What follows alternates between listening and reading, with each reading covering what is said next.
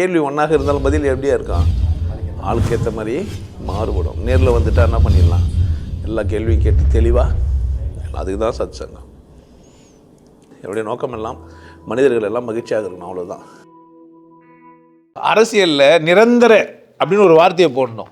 எதிரியும் இல்லை, நண்பர்களெலாம் இல்லை. நிரந்தர எதிரியும் இல்லை, நிரந்தர நண்பரும் இல்லை. இவங்க என்ன பண்ணிட்டானுங்க, அரசியல் என்ற பேரில் சாக்கடை உருவாக்கிட்டு அரசியல் ஒரு சாக்கடைன்னு இவங்களே சொல்கிறது. அப்புறமா நீ என்ன அங்கே நம்ம கேட்கக்கூடாது. சட்டம் ஒரு இருட்டரை அப்படின்னு சொல்கிறது. அப்புறமா சட்டத்தின் பக்கம் போனாக்கா அவரே ஜட்ஜே தூக்கி போடுங்கிறான்னு போய் பாடுறது. அதான் அவர் தான் இருட்டில் உட்காந்துங்கிறாரு, அவர் ஏன் தூக்கி போடனா? அப்போ நமக்கு தப்பாக சொல்லி கொடுப்பாங்க. எதிரிகள், நிரந்தர எதிரிகள், நிரந்தர நண்பர்கள் ஏன் இல்லைன்னா, நாங்கள் எப்போ வேணால் நாங்களே தான் ஆட்சி ஆளணும், அதனால் எங்களுக்கு யார் கிடையாது. அப்போ தான் நம்ம என்ன பண்ணுவோம், அவரை கூட ஒட்டு வச்சுக்க பார்ப்போம். எனக்கு எதனா கூட்டிங்கன்னா என்ன பண்ணலாம் டக்குன்னு. அப்போ நம்ம 2 பேரும் நிரந்தர எதிரிகள் இல்லை, நம்ம இப்போ என்ன பண்ணிக்கிறோம், நண்பராகிருக்கிறோம் அப்படின்னு சொல்லுவோம். இப்போது மத்தியத்தில் ஒரு ஆட்சி, மாநிலத்தில் ஒரு ஆட்சி இருக்குது. இவர்கள் நிரந்தர எதிரிகள் இல்லை அப்படின்னு சொல்லிட்டா தான் என்ன பண்ண முடியும். அப்போனா எலெக்ஷன் வரும்போது ஒட்டு வச்சுக்கலாம். நாங்கள் காங்கிரஸ் கூடவும் கூட்டு வச்சுப்போம், கொஞ்சம் காலம் பொறுத்து பிஜேபி கூட கூட்டு வச்சுப்போம். அப்போ நான் என்ன பேசணும் சாரா, நிரந்தர எதிரிகள் இல்லை, நிரந்தர நான் பகையரும் இல்லை. இவங்களுக்குள்ளே ஆட்சின்னு போய் நம்மளும் ஓட்டு போட்டு இப்படியே கேடு கட்டு போயின்னுக்கிறோம். அரசியல் ஒரு அழகான அமைப்பு, அரசியல் முறை இதில் ரொம்ப சரி. மக்களாட்சின்றது ரொம்ப அற்புதம். ஆனால் மக்களை அறிவாளியாக ஆக்கக்கூடாது அப்படின்றதுல அரசியல்வாதிகள் ரொம்ப தெளிவாகிறாங்க. அதனால தான் நம்ம மாட்டின்னு முடிக்கணும். நான் ஒரு பேச்சு பேசுகிறேன், எல்லாருக்கும் போய் சேரணும். வீட்டில் பார்க்க மாட்டாங்களா? பார்க்க முடியுமா, முடியாதா? ஒரு இடத்த எடுத்து எத்தனாயிரம் பேரை கூப்பிட்டு அச்சின் சாவு வகித்து நியாயமா? இதில் வர போலீஸ்கிட்ட போய் இவருக்கு லெட்டர் கொடுப்பாரான், போலீஸ் வந்து ஆர்டர் போடுமா, ஓகே பண்ணுங்க பண்ணாதீங்கன்ட்டு. இந்த மாதிரி மாநாடே வானான்னு சொல்லணும்ல, சொல்லலாமா சொல்கிறதா? அப்படி கிடையாது. நீ ஒரு கூட்டத்துக்கு கூப்பிட்டு பெரிய ஆளுங்க காமிச்சா, நான் ஒரு கூட்டத்துக்கு கூப்பிட்டு நான் ஒரு பெரிய ஆளுங்க காமிக்கணுன்ற ஒரே கூட்டத்துக்காக மக்கள்லாம் எப்படி வச்சுக்கிறாங்க, மந்தைகளாக ஆடு மாடுகளாக வச்சுக்கிறாங்க. ஒரு நாள் வேலை போனால் பரவாயில்ல, இதனால் வேலையே போயிட்டாலும் பரவாயில்ல. ஒருத்தர் ஒரு அக்கா பேசுகிறாங்க, உயிர் யாருக்கே, அந்த நடிகருக்கு தான். சரிம்மா 2 கிட்னி மட்டும் கொடுன்னு கேட்பான், கேட்டால் கொடுப்பாங்க? இதுதான் உயிரை அவர் கொடுக்குறதுக்கிறியே, எப்படி போகிறதுன்னு முடிவு பண்ணிட்டு ஒரு கிட்னி மட்டும் கொடுத்துட்டு போனால் கேட்டால் கொடுப்பாங்களா என்ன? அங்கே யாரும் நான் கண்டி அங்கே மைக் வச்சுருந்தா எதாவது கேட்டுருப்பேன். அப்போனா ஒரு கிட்னி கொடுத்துட்றீங்களா யாருக்குண்ணா? எப்படி உயிர் அவருக்கு தானே கொடுக்க போகிறீங்க? இப்போதைக்கு ஒரு கிட்னியை. இப்போ இந்த நிரந்தர எதிரி நிரந்தரம்லாம் எதுக்குன்னா, அது வந்து பேசுறது ஐடியாலஜி, கணக்கு, கொள்கைன்னு ஒன்று யாருக்குமே அரசியல் கட்சிகளுக்கு இருக்கிறதே இல்லை. நீங்கள் பார்க்கணும், அவங்க தலைகளாக இருக்கணும், அவ்வளோதான். அதனால தான் கட்சி விட்டு கட்சி தாவுறாங்க. இப்போ கூட்டம் சேர்ந்து மாநாடு போட்ட உடனே நம்மால் போகிறாரு, என்னன்னு கல்விக்கே அமைச்சராக இருந்தவர் என்ன பண்ணுறாரு இப்போ போய், ஆமாம் அண்ணன்றான். அவன் எப்போ அண்ணன் தம்பி அண்ணனுக்கு உனக்கு தெரியல, நமக்கு தெரியவே இல்லை.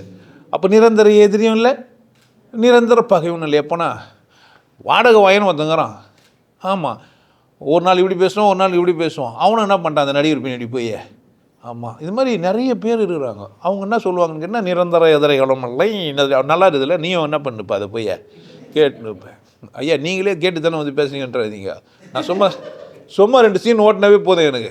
இங்கே போனால் நியூஸ் வரல, அவ்வளோதானே தவிர போய் அவர் என்ன ஆனார், எவ்வளோ பெரிய மாலை போட்டாங்க, எப்படி அவங்கள்ட்ட பேர் ஃப்ரெண்ட்ஷிப் பண்ணாங்க, அதெல்லாம் நமக்கு தேவையில்லை. ஒரு நடிகனுக்கு இருக்கிற மரியாதை நல்லவனுக்கு இல்லை, அவ்வளோதான்.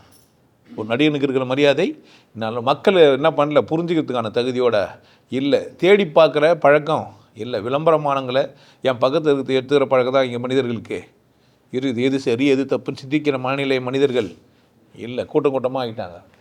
அதனால் இப்படி தான் சொல்லுவாங்க. என்னன்ட்டு இன்னும் 2 நம்ம டக்கு என்ன பண்ணலாம், நம்ம 2 பேரா ஒன்றா ஆகிக்கலாம். நிரந்தர எதிரியும் இல்லை, நிரந்தர நண்பர்களும் இல்லை. தேவைப்பட்டால் உதவி விட்டுடலாம், நியாயமாக ஈஸி நீட்டாக போயிடலாம். ஆல்மா சொல்ல வேண்டியது அதே டைலாக் தான், நிரந்தர எதிரியும் இல்லை. ஆல்மா சாக்கடைங்களாம் சேர்ந்து இது ஒரு சாக்கடை, நீங்கள் வராதிங்க, மாணவர்கள் அதில் ஏற்காதீங்க. இளமையாக இருக்கும்போது ஒரு கட்சியில் இருப்பான், நடுத்தர வயசு வந்து ஒரு கட்சியில் இருப்பான், வயசானா இன்னொரு கட்சியில் இருப்பான். ஏன்னா அவனுக்கு மாறி மாறி புரியும். அந்த பேனர் ஓட்டுறது அது இதெல்லாம் கட்சி வரைக்கும் இதே தான் இருந்து இருப்பான். தலைவர் எப்படி தான் இருப்பாங்க, தொண்டனுக்காக அப்படியே அரசியல் தலைவருக்காக கொடியை பூச்சி மாண்டு போனவங்களாம் இன்னொரு படம்லாம் எடுத்துக்கிறாங்க. அதையே வச்சுட்டு பேனர் விட்டுருவானுங்க, அதை வச்சு ஓட்டு வாங்கிடுவானுங்க. நிரந்தர எதிரி நிரந்தர பகையெல்லாம் அப்படி கிடையாது. கொள்கைகள் ஒழுங்காக இருந்தால் ஒரு எதிரி இருக்க தானே செய்வான். அப்படி தானே. இப்போது நான் இருக்கிறேன், எல்லாம் சாப்பிட்லான்றேன், அப்போ சைவம் சாப்பிட்றவன் எனக்கு எதிரி ஆகிடுவான். நான் சைவம் சாப்பிட்றது தப்புன்னே சொல்லலை. சைவம் மட்டும் சாப்பிட்ணுன்னா சாப்பிட்டுக்க, ஒன்றும் தப்பு கிடையாது. சாப்பிடாதவனை பார்த்து என்ன பண்ணாத, கிண்டல் பண்ணாது. அசைவம் சாப்பிட்றவனை பார்த்து அசிங்கப்படுத்தாது. அவ்வளோதான் நான் சொல்கிறேன் தவிர உன் இஷ்டம். நீ சைவம் சாப்பிட்டா ஒன்றும் பிரச்சனை இல்லை. ஏன் நான் சொல்லலாம் எனக்கு நிரந்தர எதிரின்னு ஒருத்தர் இல்லைன்ட்டு அவன் சொல்லலாமா? நான் சைவத்துக்கு எதிரானவன் இல்லை, ஆனால் அசைவத்துக்கும் எதிரானவன் இல்லை. மனிதனை நேசிக்கிறேன். மனிதர்கள்லாம் கொண்டாட்டமாக மகிழ்ச்சியாக ஆனந்தமாக இருக்கும், பாகுபாடு இல்லாமல் இருக்கும். அது பாகுபாடுனால தான் மதம் பிடிச்சின்னு பேசிக்கிறேன். கடவுள் ஒன்று தான் நம்ம எல்லாருக்கும் ஒரு காற்றுன்னா கடவுள் என்னத்தா ஒன்று தான். இந்த புக்கு தான் நம்மளுக்கு பிரியுது. புக்கை தூக்கி போடுன்னு எந்த புக்குன்னு சொல்லும்போது தான் உனக்கு பிரச்சனை. இப்போ புக்கை போடுன்னா பிரச்சனை கிடையாது. ஆனால் எந்த புக்கு இந்த புக்கு சிறந்த புக்குன்னு என்கிட்ட சொல்லாது. எல்லா புக்கும் என்ன தான் செக்ஸ் புக்கு தான். இந்த புக்கு செக்ஸ் புக்கு, அந்த புக்கு செக்ஸ் புக்கெல்லாம் கிடையாது. வரலாறே செக்ஸ் புக்கு தான் என்ன கேட்டால். ஏன் அலெக்சாண்டர் ஆகாயத்துலேருந்து குச்சூர் கிடையாது. அதனால் அந்த என்ன புக்கு தான் அலெக்சாண்டர் பற்றின ஒரு வாழ்க்கை வரலாறுன்னா அந்த புக்கு தான் இது செக்ஸ் புக்கு தான். செக்ஸ் இல்லாமல் யாருன்னா போந்தாங்க அதுதான். என்னை பற்றி என்ன சொன்னேன்னா நான் பேசுகிறேன்னா நானும் என்ன தான் யார் எங்கே தான் வந்தேன், பாலுணர்வு தீர்த்துக்கு தான் நான் பாலுணர்வு தீர்த்து கொண்டதின் வெளிப்பாடு. நான் யார்? 2 பேரும் பாலுணர்வை தீர்த்து கொண்டதோட வெளிப்பாடு. அப்போ புரிஞ்சிச்சேன். இந்த எதிரியும் இல்லை நண்பன் இல்லைன்னா அப்போ தான். எதிரி இல்லை நண்பன் இல்லைன்றது எல்லாத்துலேயும் சொல்லக்கூடாது. அதுக்கு என்ன பண்ணுறது, அரசியல் கட்சியெல்லாம் நற்றக்கூடாது. எதிரி இல்லை நண்பன்னா தனித்து இருக்கணும். நாங்கள் தான் கூட்டு வச்சுக்கிறதுக்காக பேசுகிறது தான் தப்பு.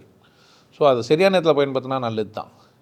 எனக்கு எதிரி இல்லை நண்பன் நான் என் போக்கில் இருக்கிறேன்னா சரியில்லை, அப்போ கரெக்டு கூட. ஆனால் இது அப்படி இல்லை. மாறி மாறி இருக்கிறதுக்கு மாறி தான் இருப்பாங்க. கேட்டால் நல்லது பண்ணுறதுக்காக நாங்கள் என்ன பண்ணுறோம்ப்பா. ஆமாம், அங்கேருந்து எங்களுக்கு வர வேண்டியது வரணுறதுக்காக உறவு வச்சுக்கிறோம். நாங்கள் நிரந்தரமாக என்ன பண்ணுறோம், உறவில் இருக்க போகிறது இல்லை. மக்களை ஏமாற்றி முட்டாளாக வச்சுக்கிறதுக்காக பேசினா தப்பு இல்லை. உண்மையிலேயே மனிதாபிமான அடிப்படையில் நாங்கள் யாருன்னா உறவு வச்சுப்போம். இந்த இந்த இந்த இந்த இடத்த, இந்த தேசத்தை, இந்த இந்த இந்த பகுதியை அல்லது இந்தியாவை காப்பாற்றுவோன்னா என்ன சரி, காப்பாற்றுறதுக்காக என்ன செய்யலாம்? ஆமாம், ஒளிஞ்சு மறைஞ்சி ஆட்டம் போட்டு என்ன பண்ணலாம், இந்த உலகை காப்பாற்றலாம். காப்பாற்றுறதுக்காக சொன்னால் சரி. உங்களுக்கு எல்லாருக்கும் ஒரு விஷயம் சொல்கிறேன். ஆனந்த வாழ்வு அப்படின்ற ஒரு கோர்ஸ் யூடியூப்பில் போட்டு வச்சு, ஹாப்பி லைஃப் கோர்ஸ். நீங்கள் மெம்பர் ஆனீங்கன்னா அந்த ஆனந்த வாழ்வு கோர்ஸை நேரடியாக நீங்கள் யூடியூப்பில் பார்க்கலாம்.